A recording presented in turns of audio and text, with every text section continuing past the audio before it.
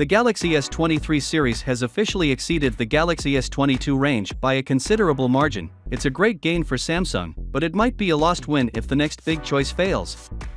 Despite the wonderful success of the Galaxy S23 series, which was largely due to Samsung adopting the Qualcomm chip all over the world, for some reason they decided to throw it away and bring back the dead, which is Exynos, and we have our first confirmation of which market is getting the Exynos, which is Europe.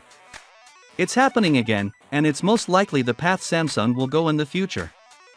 As is customary, Europe will not be the only market for Exynos. Samsung is expected to offer this chip to the Asia area, including the significant Indian market. Recent rumors indicate that the Exynos 2400 will be a very capable chip, possibly with similar performance to the Snapdragon 8 Gen 3, but we're bound to see some performance differences due to the different manufacturing processes Samsung is using their 4nm tech, which is improved, but not as good as TSMC's 4nm. We recently had a major primary camera update this year with the S23 Ultra 200MP ISOCELL HP2 sensor, but guess what? A new version of this sensor is coming to the S24 Ultra.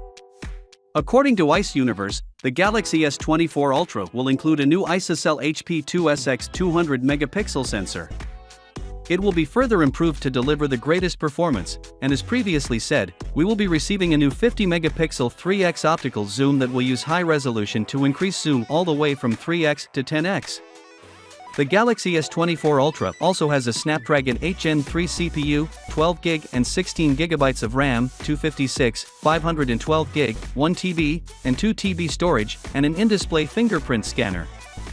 IP68 stereo speakers, a titanium frame, and a 5000 mAh battery with 45W quick charging. It will most likely include 15W rapid wireless charging and 4.5W reverse first wireless charging. The phone will ship with Android 14. Finally, what are your thoughts about it?